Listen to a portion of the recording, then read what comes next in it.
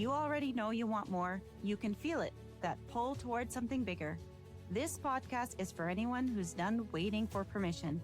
I'm Julia McElgan. I'm a geologist, a founder, and the author of A Life Chosen.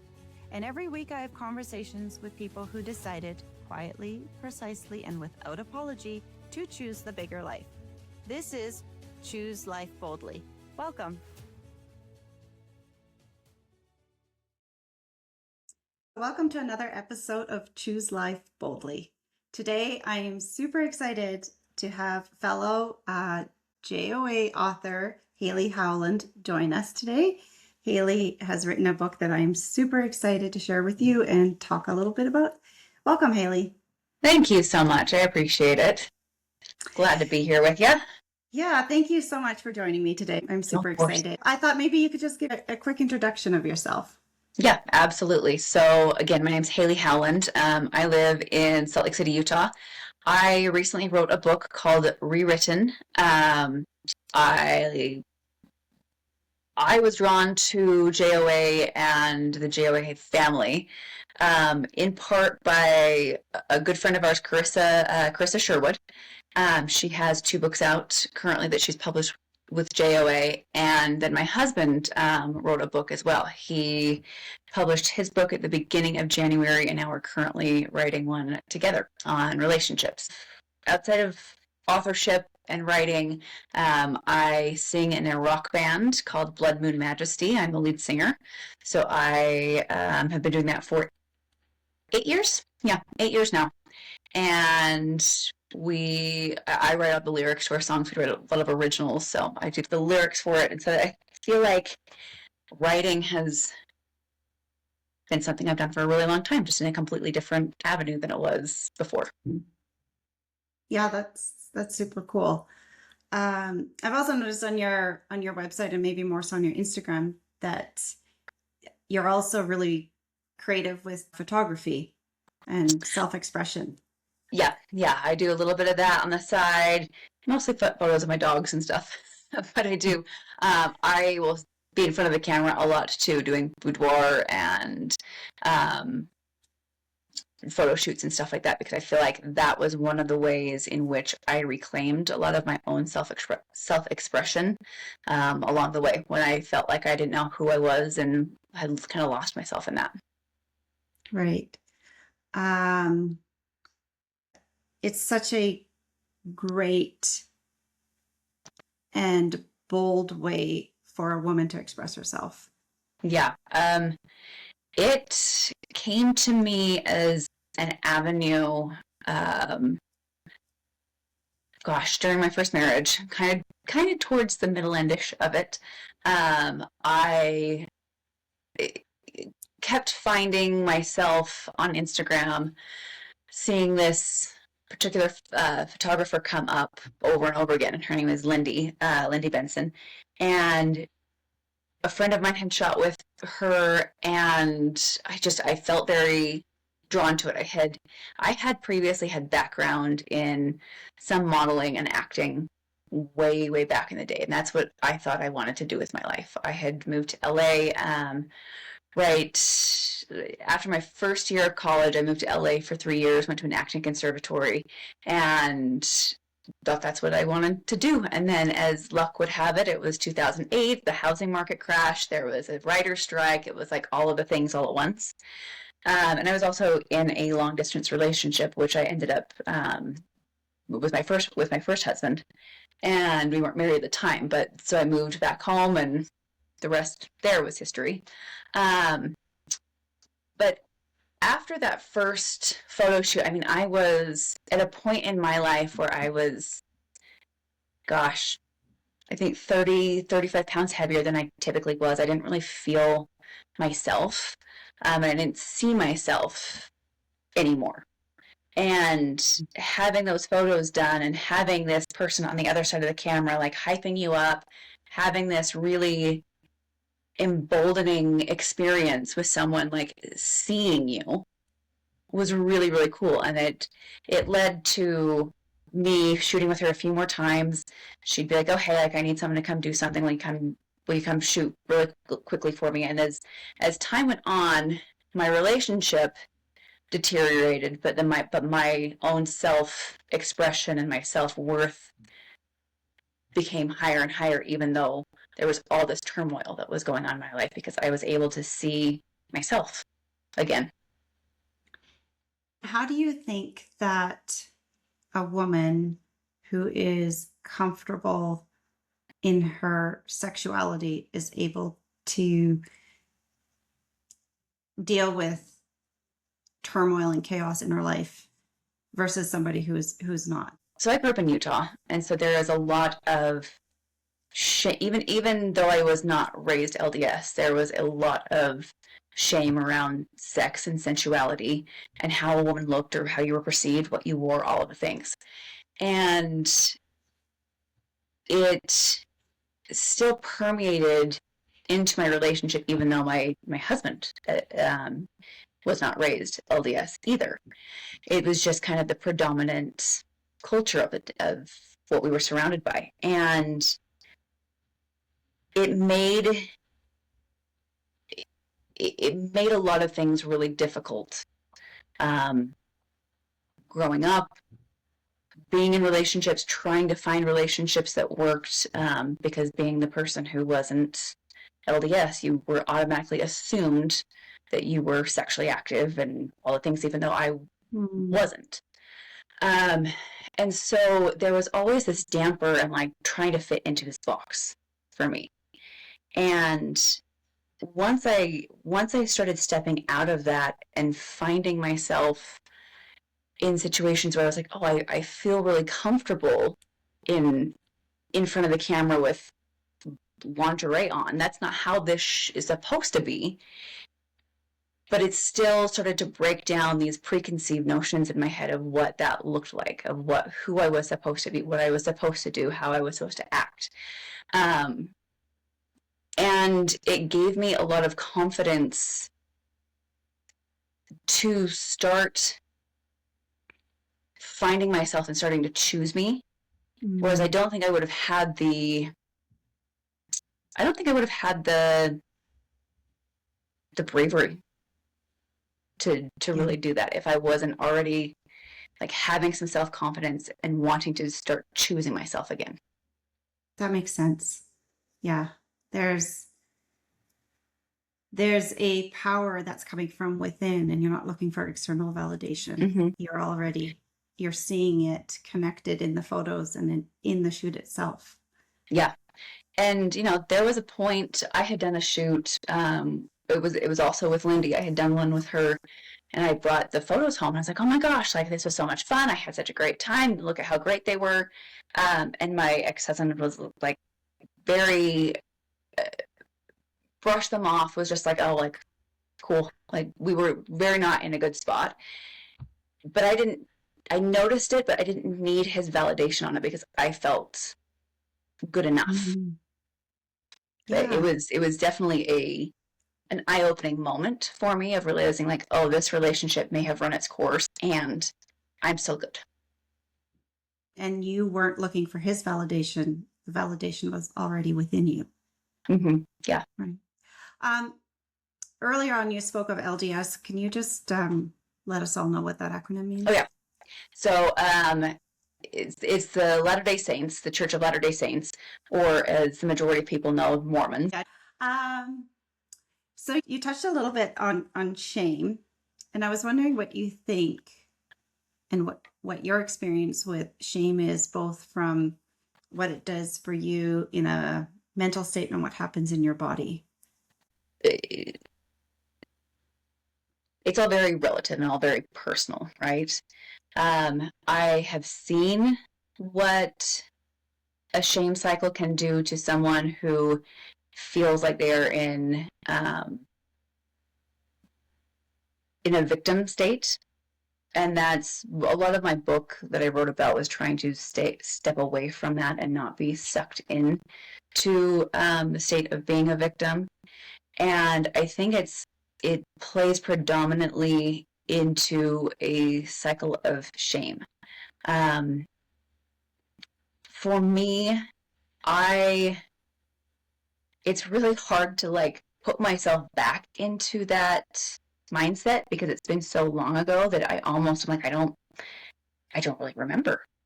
I don't really recall how that felt or how I reacted to it, but I know that, that happened. I think we all had those moments in our life, regardless of how emotionally regulated we are now. And I think the biggest thing with any kind of shame or guilt that I felt over anything was more of how I got into an abusive relationship and how I could let that happen to myself, because I felt like I was a person who would never experience that and never be sucked into it and trapped in it, and yet it happened. So I dealt with that shame for a long time. Yeah. I do think it is really hard to go back to an old state when you have gone through that healing journey and you have moved forward and moved into maybe a different level of consciousness and awareness of yourself. So it is really hard to go back. Yeah, it's really hard to go back and be like, okay, let me walk myself back into where that could have shown up. And that for me is that shame of being in an abusive relationship and feeling like I was stupid. Like you kind of just feel stupid. I don't think it takes an abusive relationship for people to feel stupid, Yeah. but yeah, definitely in that situation, I can just imagine. So your book is called Rewritten, a Memoir of Abuse, Survival, and the Fire That Forged Me. I love the title. Thank you. Why did you choose Rewritten as a way to bring this book and this story into the world? Yeah. It's actually funny, that wasn't the original working title. When I went to the island to write the book with Kira for Writers Island Season 2, I went into that process thinking it was going to be called something like Ashes to Ashes. That's it's a title of one of the songs that I've written, and the song lyrics talk about, burning your bridges down, but burning everything to the ground and recreating everything and kind of rising from the ashes. And so that is where I came into the island with that concept and that idea. But as I sat with it on our second to last day or something like that, we had a session where we were going to channel our book covers. And we were supposed to send our title and our subtitle if we were going to have one. And I had my session with Juliet, and I just, as I walked out of it, I'm like, that just doesn't feel right, because it felt more like the title of a chapter than the actual book. And so I talked with Kira a little bit about it during our channeling session, and that was what we came up with, was Rewritten, because we were talking about how this is more about finding your story and knowing what your story is and choosing to rewrite it so that it lifts you up instead of being a story of shame or of guilt or of victimhood. Yeah, and you know what, when I saw your book cover, and your photograph on the book cover draws you in, but it was really that word rewritten is, to me, was, this is a story of somebody who has a past, Mm-hmm. and it's a hard past, and it's a very traumatic and challenging past, but doesn't want to stay in that story anymore, is Mm-hmm. coming out on the other side a stronger, more confident, and more at home version of themselves. Yeah. And so, what is the one thing, if someone is reading your story or reading your book, that you would love for them to take with them? Ooh. Being able to forgive ourselves. I write a chapter in there about forgiveness, and the thought of having to forgive my abuser, and if I could do that, because there was information that came, that I found via a Google search that suggested maybe he had become a reformed person. Spoiler about the book: he ended up being arrested 4 months after we went no contact. He was arrested for murder. So while he was in prison, he had taken a lot of classes and got a couple degrees, I think, while he was in there through the system. And he was talking about how he really enjoyed gender studies and finding out how talk about toxic masculinity and all of these things. And I just was like, oh, hell no, there is no way that this person who did these things to me could have possibly become a better person. And I was like, ooh, that's really, like, that doesn't sit right with me, that I can't have grace and acknowledge that he could have changed, because I know people who have had really toxic cycles in their life broken. And then it spiraled into, well, what does that say about the forgiveness I'm withholding from myself? And that was me sitting at my laptop, just like tears streaming down my face while I'm writing this, because it was a monumental shift for me to even have that come forward. Right. So your outer world of not being able to forgive your abuser was a reflection of your inner world. Yeah, absolutely. And so I guess that means if someone's having a hard time forgiving, maybe there's something inside that needs to be explored. For sure. Like, look at that mirror, because I think that is a big mirror that we hold up. I know it's said a lot that people in your life or patterns that keep happening are mirrors, but I really believe that there is a lot of truth to that. Yeah. And really, at the end of the day, you're the only one who lives your life and lives in your body and feels your feelings. And if that forgiveness is incredibly challenging for you on any level, you're the one who has to sit with it over and over and over again. And so it permeates everything too. Yeah. So avoidance is just keeping you stuck. When I was reading your book, I got to the acknowledgement parts and I highlighted a couple sentences. They're very similar in terms of the topic. They're about choosing. So I was going to read them back to you, and I'd like to know how you feel today about the sentence.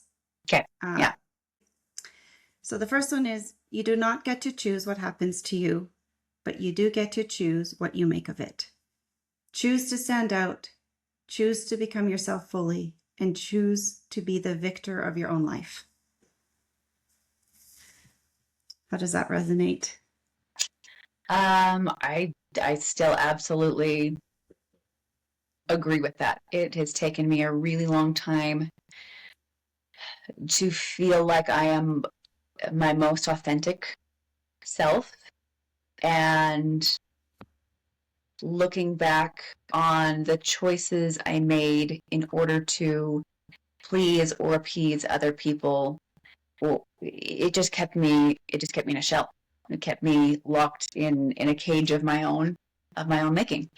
And I think the most important thing we can do for ourselves, and for, if you have kids or you have younger people in your life, having them watch you stand out and step out of any kind of shadow that you put yourself in is the most important and the bravest thing that you can do. Absolutely. I think there have been so many rules and so many definitions of who we each need to be in our different societal norms, that this idea of choosing to become yourself fully and choosing to be the victor of your own life, those are almost such new, profound ideas that some people might not even know where to start with that. Yeah. And I think back, to myself at a younger age, if I had had someone who was modeling that for me, how much quicker I would have maybe gotten to that point on my own. My book got released on my 40th birthday. And I would say that after I came back from the island in September, to that point was like this cracking open and this like finding of that person.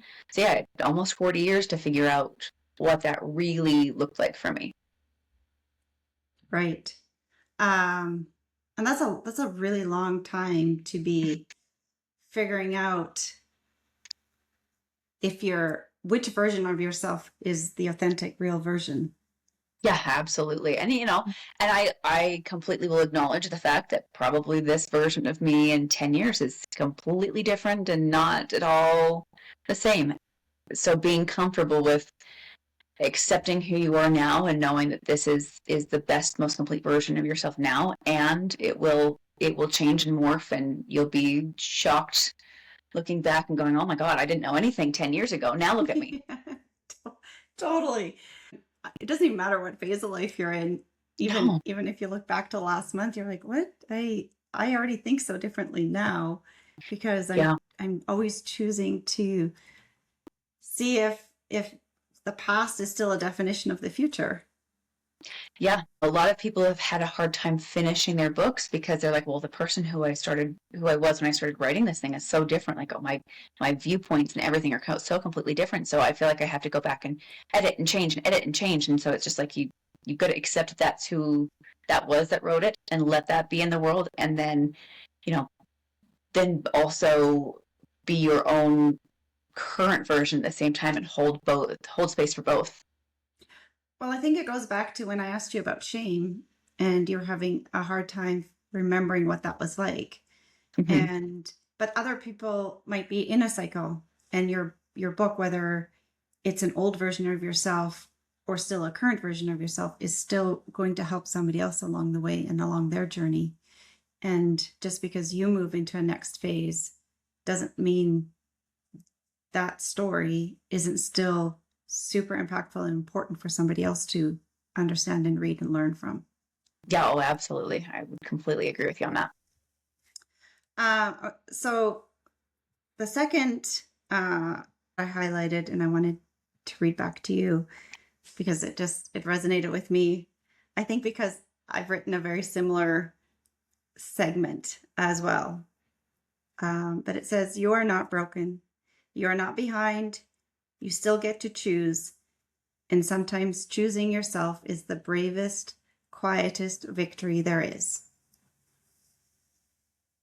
I was wondering, do you have a song that encompasses that? I still feel like Ashes to Ashes would probably be the closest one that would encompass that. Invictus is another one also. Invictus, I wrote, and that was really, all of my songs are really autobiographical, I would say. Invictus was much more about coming out of that abusive relationship and freeing myself from it, but it could also work for so many other stages of life and for different things people are going through of choosing themselves and choosing to move forward with their life rather than being stuck in what has happened to them or what has been kind of put upon them. Absolutely. Can we find your music anywhere? Yeah, we are on Spotify, Apple Music, all of the major streaming platforms. We're on all of them. Also, we've got some stuff up on YouTube, where we are releasing a 4-song EP in a couple weeks. I'm going to try to find some of at least the Ashes to Ashes and the Invictus and them in the show notes. Yeah, they are both on there. Ashes to Ashes. We actually did some re-recording on that one, so that's part of the new release too. So I'm excited for that. We zhuzhed it up. Awesome. I'm excited to listen to it. Thank you. Okay, so I have only one more question for you before we wrap up. And the podcast is called Choose Life Boldly. And I wanted to know, what is your definition of choosing life boldly? I really like this has started to resonate with me a lot more over the last year.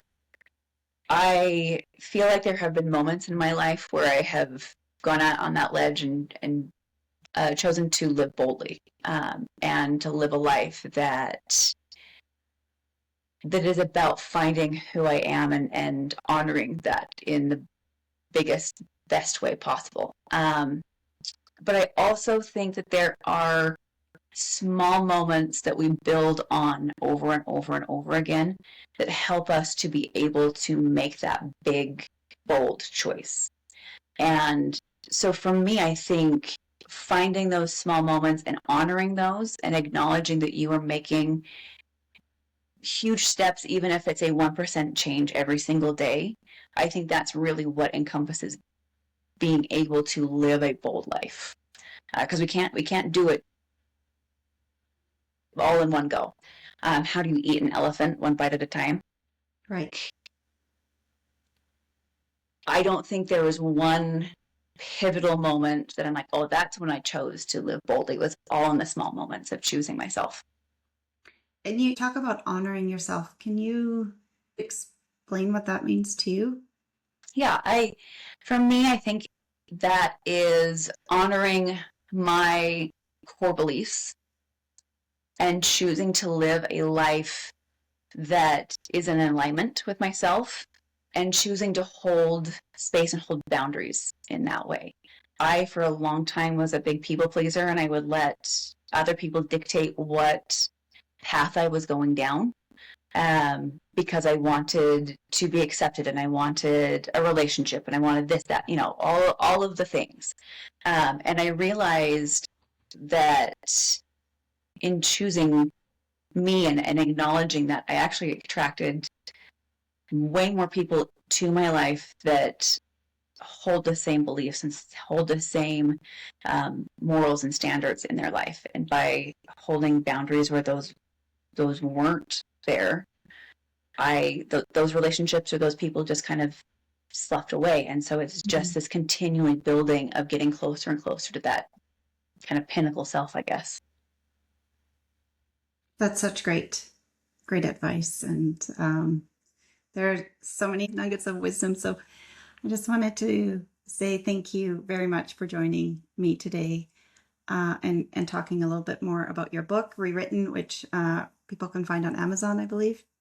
Yep, it's on Amazon. You've got a lot of options. You have the Kindle option. You've got the actual physical copy in hardcover and soft cover, and there's an Audible version, which was a lot of emotions to record. That's amazing. So yeah, thank you very much, Haleigh. I appreciate you asking me to be on and having me here for this time. Yeah, it was an absolute pleasure. Thank you. Now that's what choosing boldly looks like.